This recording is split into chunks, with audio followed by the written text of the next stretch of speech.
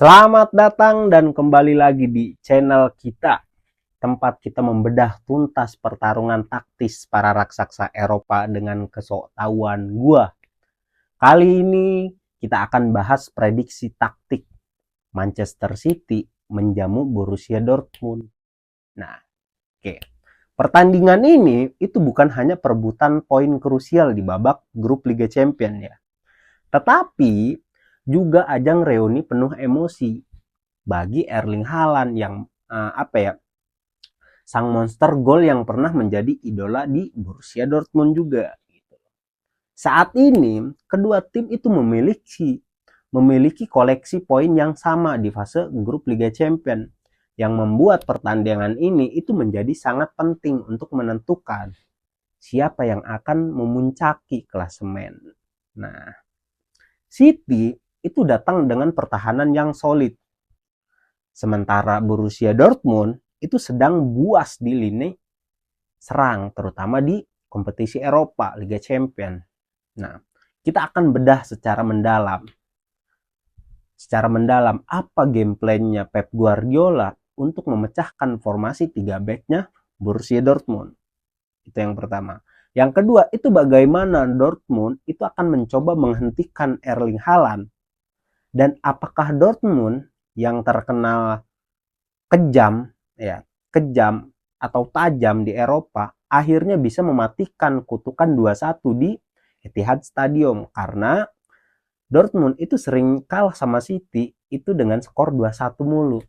Nah, siapkan mental kalian karena kita akan bongkar dengan tuntas semuanya ya. Mari kita mulai dari papan taktik dulu. Nah, City di bawah asuhannya Pep Guardiola itu diprediksi akan menggunakan formasi yang sangat dominan 4-2-3-1 atau bervariasi dari 4-3-3. Nah, tujuan utama Pep Guardiola itu mengontrol bola position dan menciptakan overload di lini tengah. Nah, di lini tengah Pep itu akan mengandalkan jangkar seperti Tijani Reinders atau Rodri atau bahkan Nico Gonzalez untuk mengontrol tempo dan memberikan perlindungan bagi quarterback seperti John Stones, Ruben Dias, ya kan, di back tengah. Nah, kreativitas itu akan datang dari trio agresif seperti Phil Foden, Jeremy Doku, Bernardo Silva. Nah, yang bertugas untuk menusuk ke dalam dan menciptakan peluang untuk Erling Haaland yang menunggu di kotak penalti begitu. Nah, Guardiola itu akan menuntut fullback-nya seperti Lewis dan Atenuri untuk naik tinggi, memastikan Dortmund itu terus tertekan di area pertahanannya sendiri. Nah, begitu. Nah, di sisi lain, Dortmund ya, yang dilatih oleh siapa dia pelatihnya itu Niko Kovac, diprediksi akan menggunakan formasi yang lebih fleksibel, yaitu 3-4-2-1.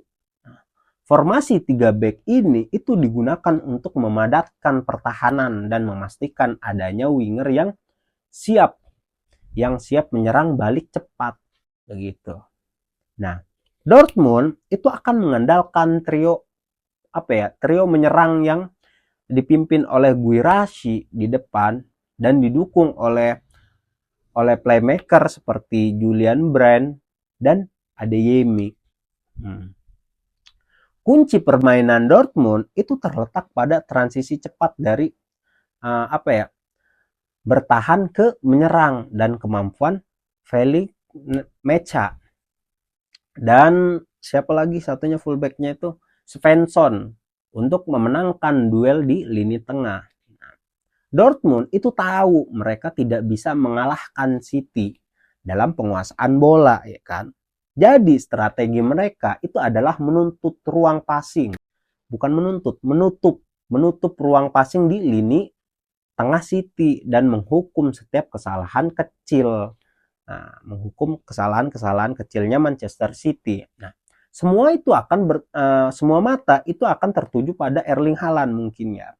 Pep itu akan mencoba memaksimalkan suplai bola kepadanya pada Haaland. Sementara Dortmund itu harus memilih menempatkan satu back man marking ketat ke Haaland begitu, seperti backnya dia tuh siapa ya, Schlotterbeck ya, Schlotterbeck atau Wallman apa ya, si Anton lah, Anton, atau menutup total jalur umpan masuk ke kotak penalti 16 meter itu loh maksudnya ya, penalti. Haaland itu telah membuktikan bahwa ia tidak mengenal ampun terhadap mantan klubnya, dan gol cepat darinya itu bisa menghancurkan gameplaynya Borussia Dortmund begitu.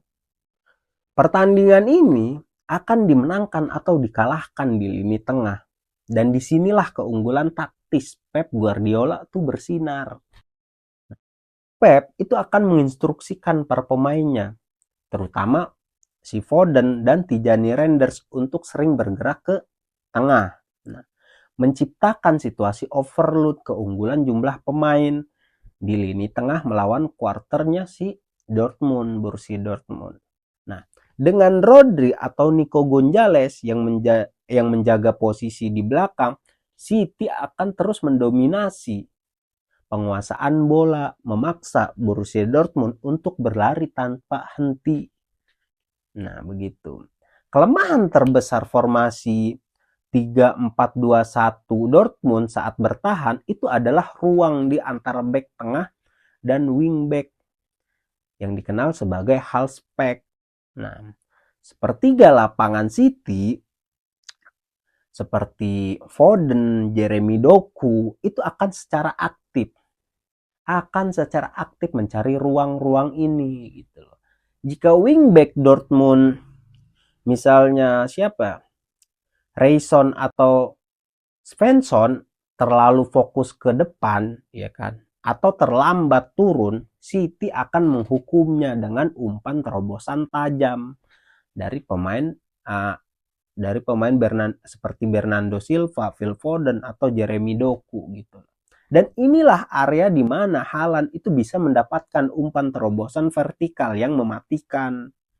Nah, begitu loh.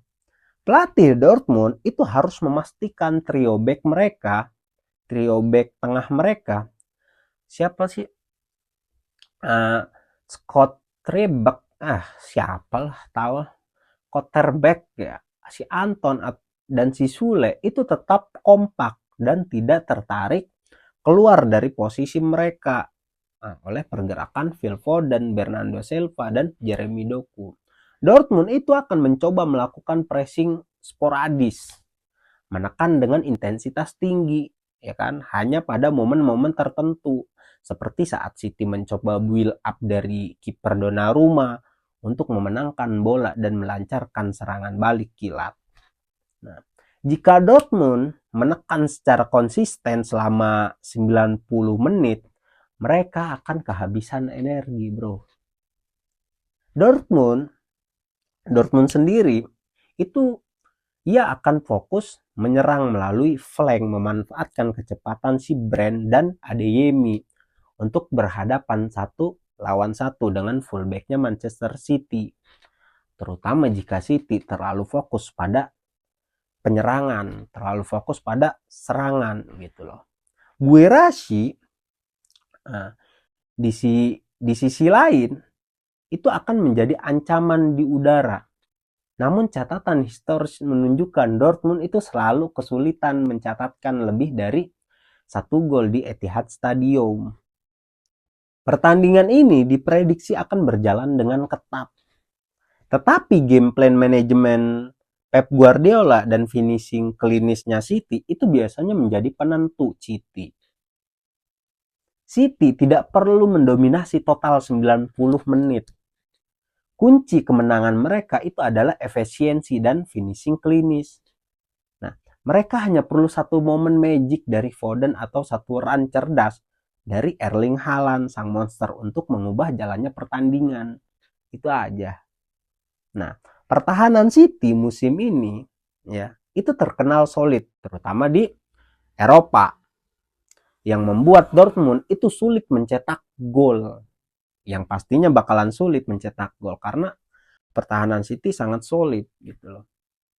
Selama City bisa menghindari kesalahan individu di lini belakang dan menjaga penguasaan bola yang stabil, mereka akan sangat sulit dikalahkan di kandang menurut gua ya.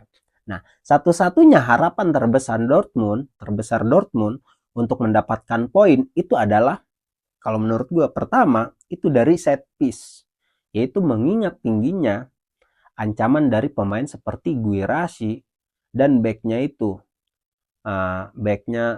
Scottelbeck dan Sule lah ya. Set piece dari tendangan bebas atau sudut ya, itu adalah cara yang paling mungkin bagi Dortmund untuk menembus pertahanannya City menurut gua. Nah, transisi cepat itu yang pertama. Yang kedua ini transisi cepat. Dortmund itu harus memanfaatkan satu atau dua momen lah, di mana City itu kehilangan bola di area tengah dan segera melancarkan serangan balik dengan cepat untuk memaksimalkan ya serangan balik itu gitu. Data historis itu menunjukkan adalah pola unik, bro. Yaitu Manchester City itu memenangkan 3 pertemuan terakhir di Etihad Stadium itu dengan skor 2-1. Nah, ini menunjukkan bahwa Dortmund itu selalu mampu mencetak 1 gol yang membuktikan kualitas serangan mereka. Tetapi tidak pernah cukup untuk menandingi daya gedornya City. Nah, tradisi ini itu sangat sulit dipatahkan di kompetisi sekelas Liga Champions ini. Mengingat stabilitas pertahanan City dan ancaman ganda Haaland, Foden ya kan, serta rekor historis Dortmund di Etihad Stadium, prediksi skor yang paling akurat dan logis adalah, kalau menurut gua ya kira-kira Manchester City 2, Dortmund 1, bakalan mengulang kemenangan tahun kemarin gitu ya. City itu akan unggul lebih dulu dan Dortmund itu akan menyamakan lah ya. Tetapi gol penentu itu di babak kedua itu akan kembali memastikan 3 poin bagi The Citizen. Nah, itu prediksi gua. Gak tahu prediksi kalian kayak gimana. Secara keseluruhan, meskipun Dortmund itu adalah tim yang berbahaya dan sangat tajam di Liga Champions musim ini, Manchester City itu tetap diunggulkan dalam pertandingan kali ini. Gitu. Nah, keunggulan Manchester City kalau menurut gua, pertama itu kedalaman skuad dan pengalaman di Eropa. Nah, City itu memiliki skuad yang lebih dalam dan jauh lebih berpengalaman di tahap Liga Champions kali ini, ya kan? Nah, apalagi itu bermain di kandangnya sendiri gitu loh. Itu yang pertama. Yang kedua, itu keseimbangan taktik. Nah, filosofi Pep Guardiola itu memberikan keseimbangan antara serangan yang eksplosif dan pertahanan yang solid. Nah, sesuatu yang sering goyah di skuadnya Borussia Dortmund gitu loh. Dan itu bakalan jadi ancaman. Nah, itu yang kedua. Yang ketiga itu faktornya Erling Haaland. Nah, kehadiran Haaland saja itu sudah cukup, bro, untuk menggeser prediksi skor. Mengingat efisiensi dan tingkat konversi peluangnya yang sangat luar biasa. Makanya jangan pernah Erling Haaland dikasih peluang. Jangan kasih peluang tembakan lah. Apalagi sundulan. Nah, pemain kunci di pertandingan ini kalau menurut gua, kalau dari Manchester City, yaitu Phil Foden. Pergerakannya di halfback itu akan menjadi kunci untuk memecahkan formasi 3 backnya Dortmund dan menciptakan ruang bagi Erling Haaland. Itu dari City. Kalau dari Dortmund, yaitu Julian Brandt. Kreativitas dan passing visioner si Brandt itu sangat dibutuhkan untuk mengejutkan pertahanannya Manchester City melalui serangan balik. Begitu. Nah, mungkin itu dia udah tuntas kita kali ini ya, bro ya. Apakah Dortmund akhirnya bisa mematahkan kutukan 2-1 di Etihad? Atau justru Erling Haaland yang akan menghancurkan mantan klubnya lagi? Tulis prediksi kalian di kolom komentar ya.